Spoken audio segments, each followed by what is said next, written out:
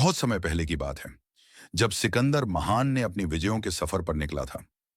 वह अपने साहस, सैन्य कौशल और दृढ़ संकल्प के लिए जाना जाता था।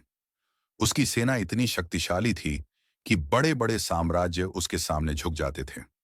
परंतु एक ऐसा राज्य था जहां उसे एक नए प्रकार की चुनौती मिली। राजा विर्थविराचान का राज्य। विर्थविराचान एक बुद्धिमान और साहसी राजा था, जो अपनी प्रजा से गहरा प्रेम करता था। वह युद्ध कौशल में निपुण था, लेकिन उससे भी अधिक महत्वपूर्ण, वह अपने बुद्धिमत्ता और रणनीतिक सोच के लिए विख्यात था।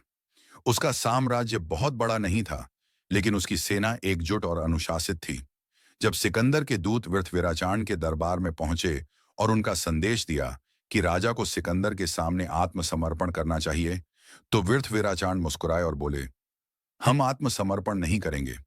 यदि सिकंदर हमसे मित्रता करना चाहता है, तो हम उसका स्वागत करेंगे। परंतु यदि वह युद्ध चाहता है, तो हम तैयार हैं।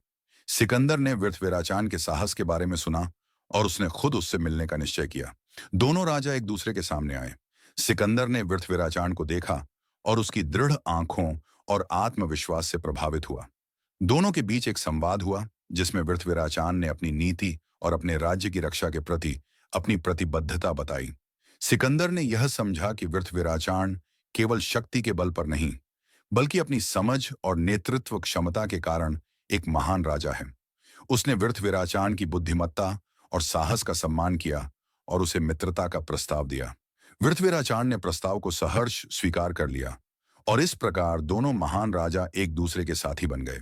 इस मित्रता ने दोनों राज्यों को मजबूत किया और एक मिसाल कायम की कि शक्ति के मुकाबले बुद्धिमत्ता और साहस भी एक मजबूत युद्ध नीति हो सकती है।